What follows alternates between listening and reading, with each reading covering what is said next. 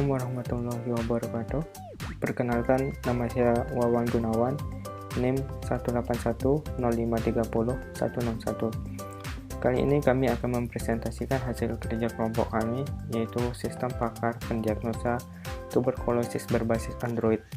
Sebelum kami mempresentasikannya, kami akan memperkenalkan anggota kelompok kami. Assalamualaikum warahmatullahi wabarakatuh. Perkenalkan, nama saya Rizka Maulinda, NIM 18105300186. Perkenalkan, nama saya Mengas Jan Hasmaja, NIM 18105300206. Perkenalkan, nama saya Esa Aprilia Rusdi, NIM 18105301997. Assalamualaikum warahmatullahi wabarakatuh. Saya Nur Asya, NIM 18105301992. Di sini saya akan menjelaskan tentang tuberkulosis atau biasa disebut dengan TBC. TBC merupakan penyakit menular yang umum dan dalam beberapa kasus bersifat mematikan. Tuberkulosis biasanya menyerang paru-paru, namun juga bisa berdampak pada bagian tubuh lainnya. Tuberkulosis menyebar melalui udara ketika seseorang dengan infeksi tuberkulosis aktif, seperti batuk, bersin, atau menyebarkan butiran ludah mereka melalui udara. Penyakit ini disebabkan oleh berbagai strain mikrobakteria.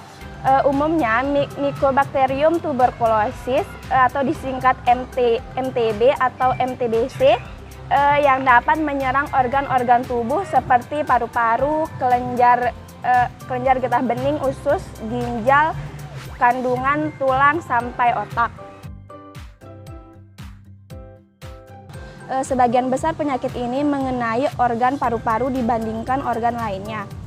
Tuberkulosis paru atau yang biasa dikenal dengan sebutan TBC sangat mudah menular melalui udara, yaitu ketika seseorang penderita TBC batuk atau bersin dan dihirup oleh orang-orang yang ada di sekitarnya. Kurangnya fasilitas yang memadai, dokter ahli yang tidak selalu ada di tempat, dan kurangnya pengetahuan pasien mengenai penyakit TB seringkali membuat diagnosis TB terlambat, yang bisa mengancam kesehatan pasien. Sebuah aplikasi komputer yang sistematis sebagai alat bantu untuk melakukan diagnosis awal penyakit TB sangat diperlukan untuk memudahkan tenaga ahli dalam menemukan bagian organ tubuh mana yang terserang penyakit TB dan dapat mempercepat hasil diagnosa sehingga tenaga ahli dapat memberikan penanganan yang tepat. Saat ini teknologi telah banyak dimanfaatkan dalam bidang medis. Salah satunya adalah sistem pakar.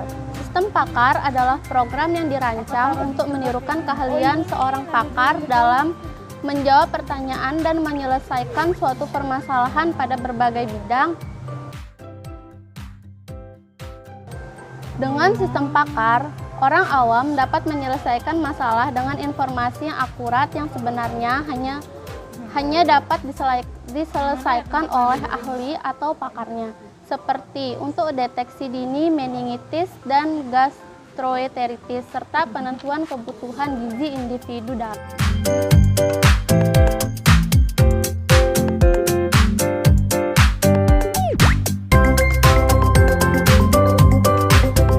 Saya akan menjelaskan tujuan penelitian.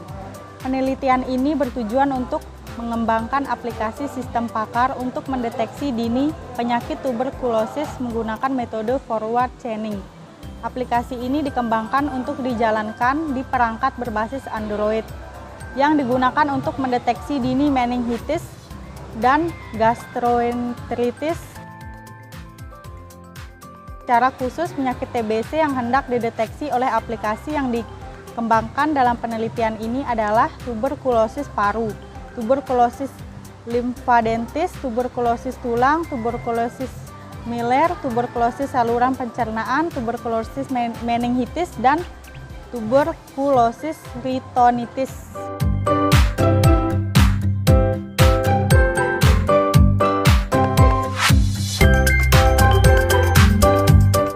Metode penelitian. Tahapan pengembangan aplikasi deteksi dini tuberkulosis ini adalah meliputi koleksi pengetahuan, perancangan sistem, dan pengujian. Lingkup jenis penyakit yang dideteksi adalah tuberkulosis paru, tuberkulosis limfadentis, tuberkulosis tulang, tuberkulosis Miller, tuberkulosis saluran pencernaan, tuberkulosis meningitis, dan tuberkulosis rhinosinusitis. Tahap koleksi pengetahuan dilakukan dengan menggali pengetahuan dari pakar tentang penyakit tuberkulosis, jenis dan gejalanya. Adapun gejala yang dialami penderita berdasarkan jenis tuberkulosis dapat dilihat pada tabel di samping.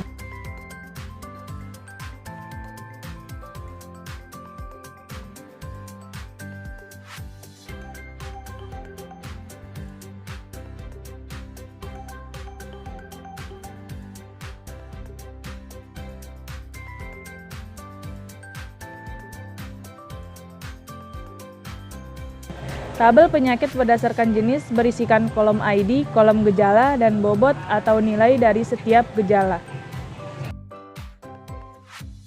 Mengapa kami menambahkan bobot atau nilai dari gejala? Ini bertujuan untuk mendapatkan presentase seberapa besar kemungkinan pasien menderita penyakit tuberkulosis. Pengetahuan ini digunakan sebagai basis pengetahuan pakar untuk aturan produksi sistem dalam tahap perancangan dan implementasi sistem pakar. Dalam sistem pakar ini, penelusuran hasil deteksi menggunakan metode forward chaining. Proses deteksi pada masing-masing penyakit memiliki gejala yang wajib dipilih dan gejala yang tidak wajib dipilih. Terdapat tanda bintang yang menandakan gejala wajib dipilih.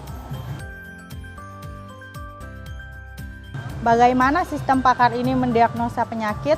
Untuk lebih jelasnya dapat dilihat pada gambar yang di samping. Pertama, user akan memilih gejala yang dialaminya, kemudian data yang diinputkan akan diolah secara forward chaining. Apabila 3 gejala wajib dari salah satu jenis tuberkulosis dipilih, maka sistem akan melanjutkan ke tahap selanjutnya, yaitu menjumlahkan bobot berdasarkan gejala yang dipilih. Apabila persentasenya melebihi 51%, maka sistem akan menggolongkan berdasarkan jenis penyakit yang dipilih. Persentase maksimal dari sistem pakar ini adalah 90%. Mengapa 90%? Karena tidak ada sistem yang sempurna dan penelitian ini hanya diagnosa awal.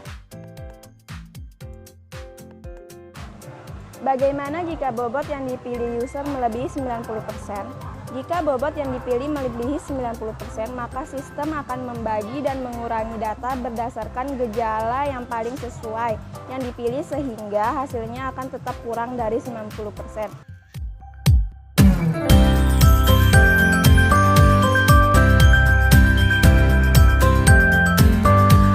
Presentasikan mengenai aplikasi yang telah kami buat. Di sini kami menjalankan aplikasinya melalui emulator Android Studio. Pertama, mari kita jalankan aplikasinya. Ini merupakan icon dari aplikasi yang telah kami buat.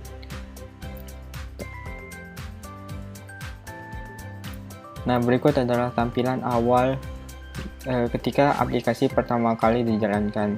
Di sini ada beberapa fungsi, yaitu pertama ada button untuk memulai diagnosa, kemudian ada juga button untuk informasi. Nah, pertama kita akan coba untuk mengakses button informasi. Pada menu informasi berisikan list dari nama anggota kelompok kami. Tampilannya seperti berikut. Kemudian kita kembali ke menu sebelumnya.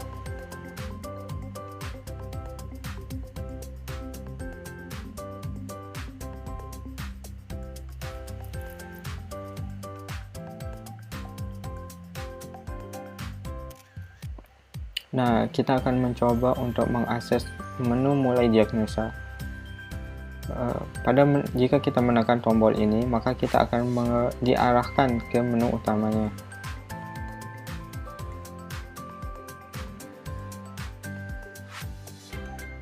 Nah, tampilan pada menu utama adalah sebagai berikut. Pada menu ini merupakan menu diagnosa, yaitu tempat pengguna untuk memilih gejala apa saja yang dialaminya. Di sini terdapat 40 macam gejala yang bisa dipilih oleh pengguna berdasarkan jenis tuberkulosis.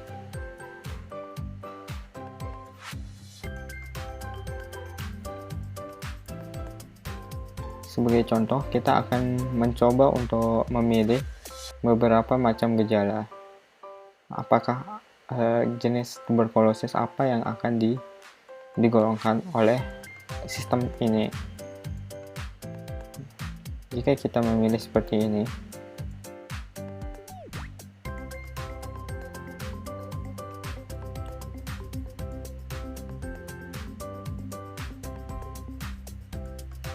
nah, kemudian untuk memulai diagnosa, pengguna hanya perlu untuk menekan tombol mulai diagnosa pada bagian ini. Kemudian kita klik tombol ini. Nah, mengapa tidak digolongkan menderita tuberkulosis? Karena pengguna tidak memilih 3 gejala wajib yang dipilih berdasarkan jenis tuberkulosis. Pada setiap jenis tuberkulosis terdapat 3 gejala wajib yang dipilih. Tapi tadi kita tidak memilih 3 gejala wajibnya. Maka akan tampil seperti ini.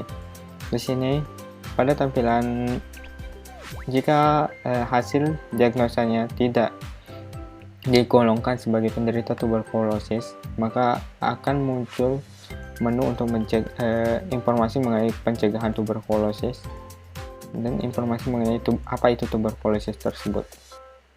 Kemudian kita coba kembali. Nah, kita akan mencoba untuk memilih gejala wajib seperti batuk kering, demam,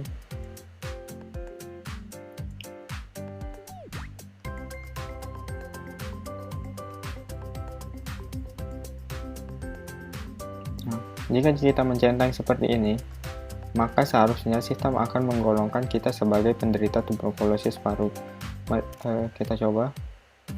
Ya benar, sistem akan menggolongkan sebagai penderita tuberkulosis paru, yaitu dengan kemungkinan 90%. Jika kita memilih seperti tadi, maka akan muncul informasi mengenai apa itu tuberkulosis paru dan mengenai gejala apa saja yang dialami. Dan berikut adalah gejala yang informasi mengenai gejala tuberkulosis paru. Kemudian di sini juga ada pencegahan mengenai tuberkulosis paru tersebut. Juga terdapat informasi mengenai cara penularan seperti berikut. Kita kembali ke menu sebelumnya. Nah, sebagai contoh lain, kita akan mencoba untuk mengakses memilih gejala secara random. Apakah seperti ini. Kita mulai diagnosa. Nah, Anda menderita tuberkulosis saluran pencernaan. Kemungkinannya adalah 76%. Maka akan muncul tampilan seperti ini, yaitu gejala tuberkulosis, diagnosanya, dan pencegahannya. Kemudian kita akan mencoba mengakses menu selanjutnya, yaitu jenis-jenis tuberkulosis. Pada menu ini terdapat beberapa tombol yang bisa diakses oleh pengguna. Pada tombol ini berisikan informasi mengenai jenis tuberkulosis, yaitu ada tuberkulosis paru, tuberkulosis limfadentis, tuberkulosis tulang, tuberkulosis miler, tuberkulosis saluran pencernaan, tuberkulosis meningitis, dan peritonitis. Jika pengguna menekan tombol tuberkulosis paru, maka akan muncul tampilan seperti berikut, yaitu informasi mengenai tuberkulosis paru, yaitu dan gejala apa saja yang dialaminya.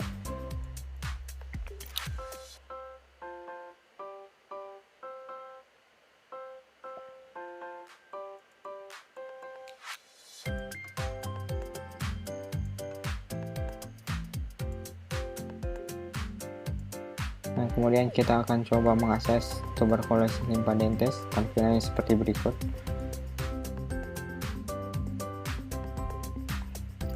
Kemudian tuberkulosis tulang,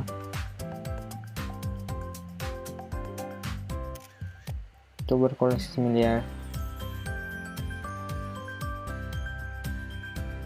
tuberkulosis saluran pencernaan,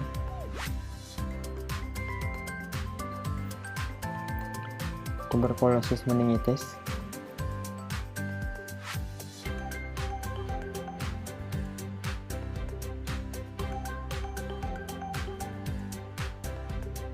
dan tuberkulosis peritonitis.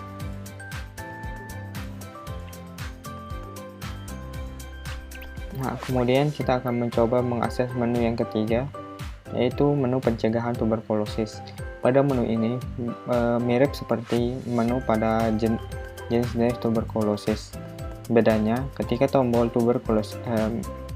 ketika salah satu tombol pada menu pencegahannya ditekan, maka berisikan informasi mengenai pencegahan dari jenis tuberkulosis yang dipilih, yaitu seperti contoh di sini berisikan informasi mengenai pencegahan tuberkulosis paru. Kemudian kita mengakses menu selanjutnya, yaitu menu tuberkulosis lymphadentis. Pada menu ini berisikan gejala lymphadentis dan pengobatan lymphadentis. Kemudian di sini ada tuberkulosis miliar. Tampilannya seperti berikut. Dan tuberkulosis saluran pencernaan, tuberkulosis meningitis.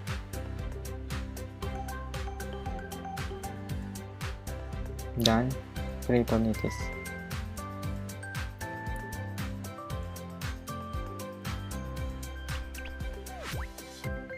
Baik, itulah presentasi dari kelompok kami. Aplikasi ini memang belum sempurna, yaitu kita tidak aplikasinya tidak bisa mendiagnosa secara 100% dan hasil diagnosanya belum tentu benar. Oleh karenanya pengguna perlu untuk memastikan apakah memang benar ia menderita tuberkulosis dengan memeriksakan dirinya ke rumah sakit atau dokter. Ya, sekian presentasi dari kelompok kami. Kurang lebihnya terima kasih dan mohon maaf apabila ada kekurangan. Wassalamualaikum warahmatullahi wabarakatuh.